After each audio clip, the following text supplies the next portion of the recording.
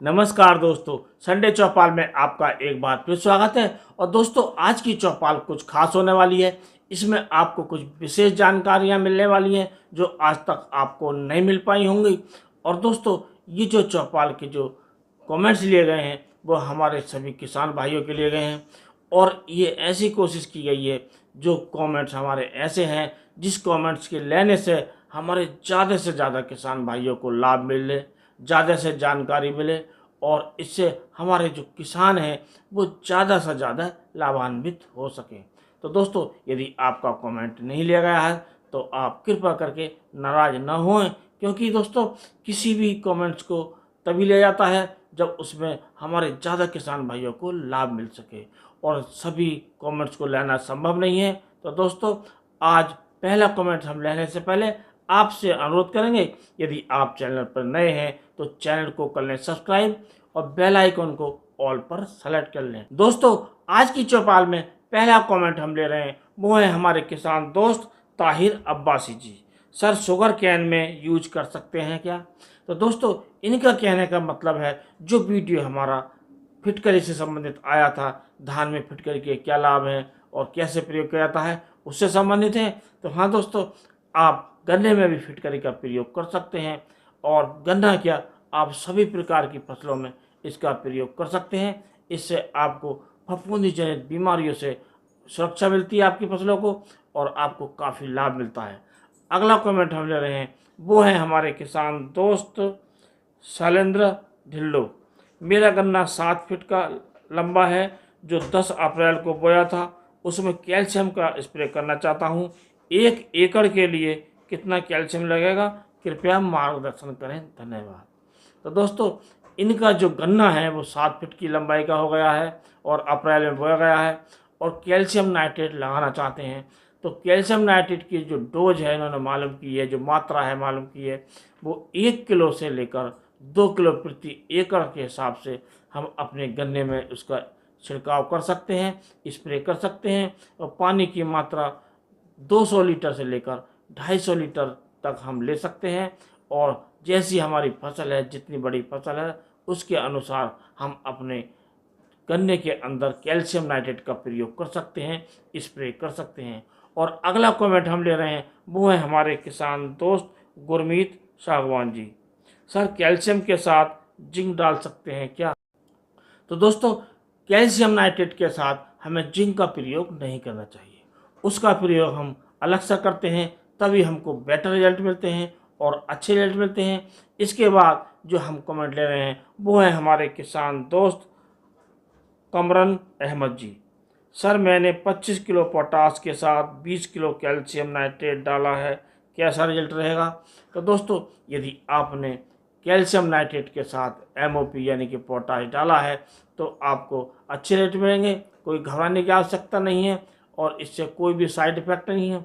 लेकिन आगे आप ये ध्यान रखिएगा, अगर आप कैल्शियम नाइट्रेट और ये एमओपी यानी कि जो पोटास आप अलग अलग प्रयोग करते हैं, 15 दिन के अंतर पर प्रयोग करते हैं, तो आपको ज़्यादा रिजल्ट मिलते हैं और अच्छे रिजल्ट मिलते हैं। अगला कमेंट हम ले रहे हैं, वो है हमारे किसान दोस्त आस मोहम्मद मलिक।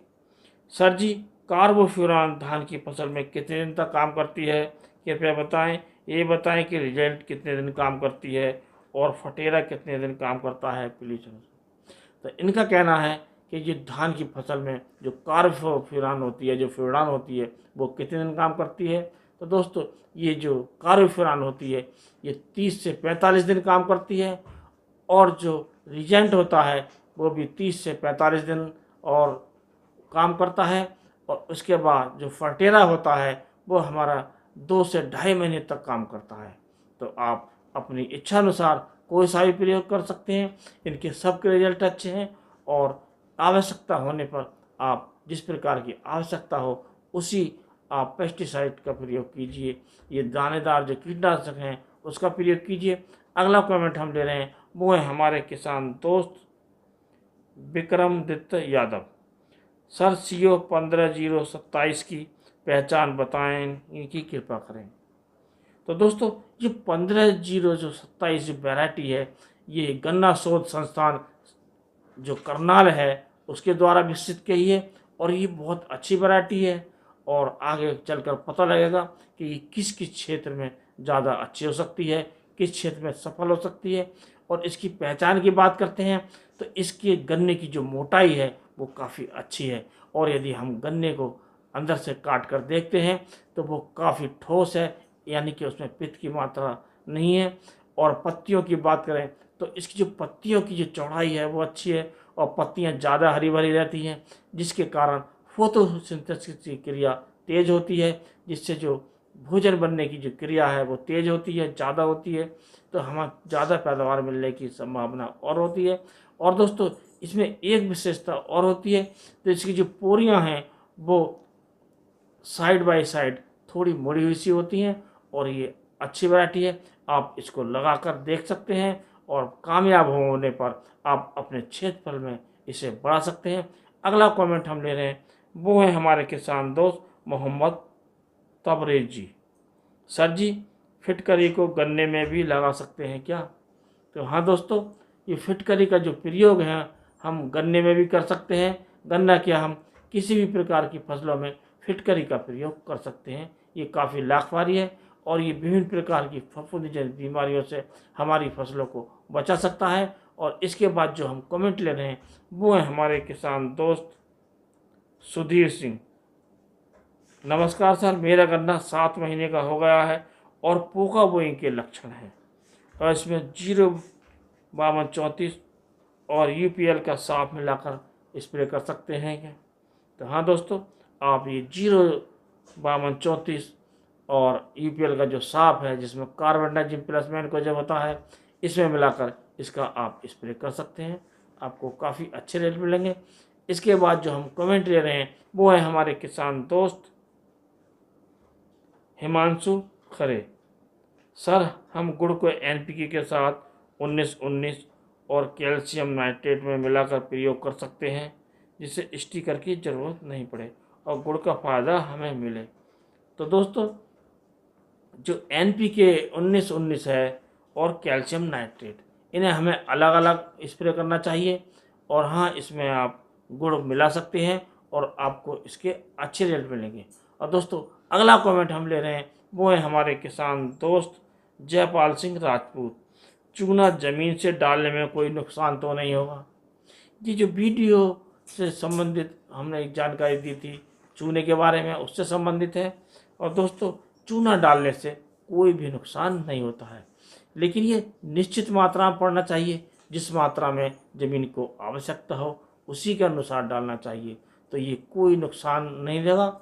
और दोस्तों, हमारे जो चूने की वीडियो हमने दी थी उसमें बहुत अच्छे कमेंट आए थे, बहुत अच्छा रेस्पॉन्स हमारे किसान भाइयों ने दिया और ऐसा लगा जैसे हमारे किसान भाई चूने के बारे में जानकारी कम रखते हों या नहीं रखते हों।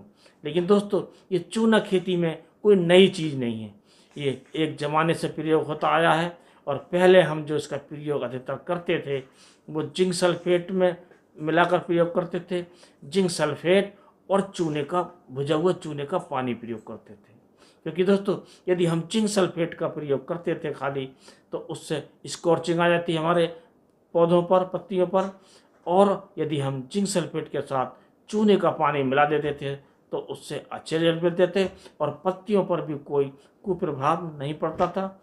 तो हम इसका प्रयोग कर सकते हैं और इसका जो प्रयोग हमें करना है ज़मीन का पीएच मान मालूम करके तभी करना है, तभी हम इसके अच्छे रिजल्ट मिलेंगे। और अगला कमेंट हम ले रहे हैं वो है हमारे किसान दोस्त योगेश कुमार। गन्ने में आपने चूने की बात बताई, इसमें भुजा हुआ डालें, 1 एकड़ में 1 कुंटल डालें या गन्ना बोने से पहले डाल दें, इसे पानी के साथ भी लगा सकते हैं क्या? तो दोस्तों, अगर हम भुजे हुए चूने का प्रयोग करते हैं तो इसे हमें ज़्यादा लाभ मिलता है।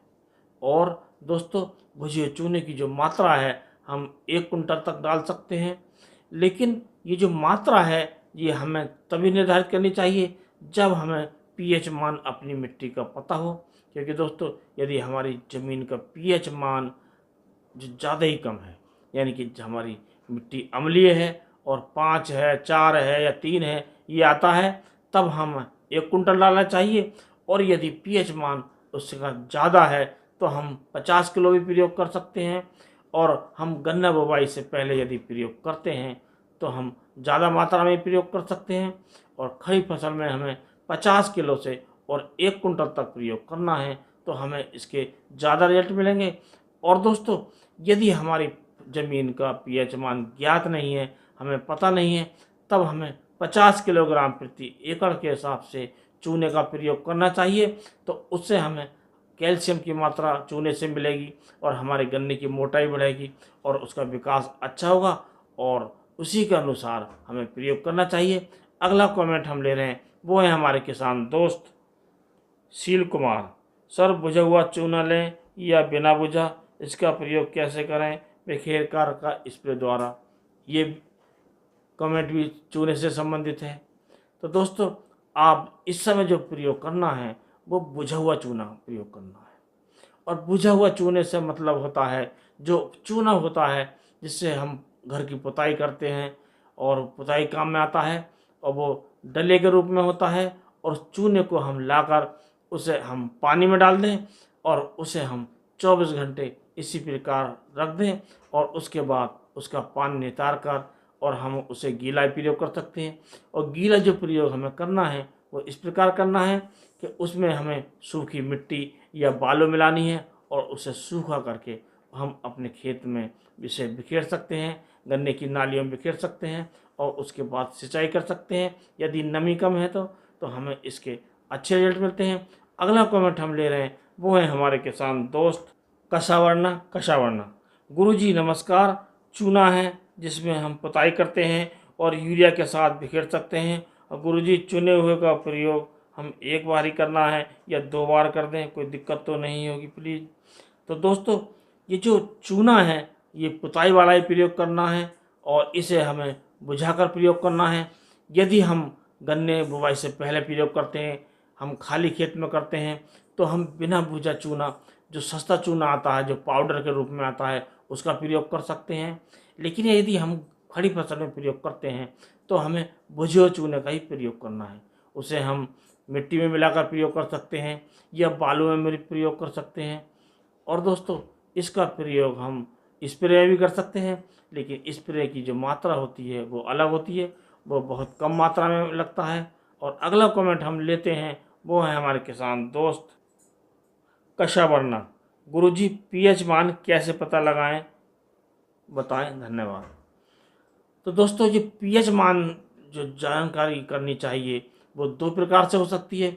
एक तो होती है मिट्टी की जांच हम कराएं, जो हमारी कृषि प्रयोगशालाएं होती हैं, उसमें हम मिट्टी का सैंपल ले जा कर दें और वो हमें मिट्टी की जांच करके बताएंगे और उसमें पीएच मान हम ज्ञात कर सकते हैं। और पीएच मान ज़रूर आप वो बताते हैं। यदि आप किसी प्रकार के खाद की जानकारी लेते हैं उसके साथ साथ पीएच मान भी वो बताते हैं।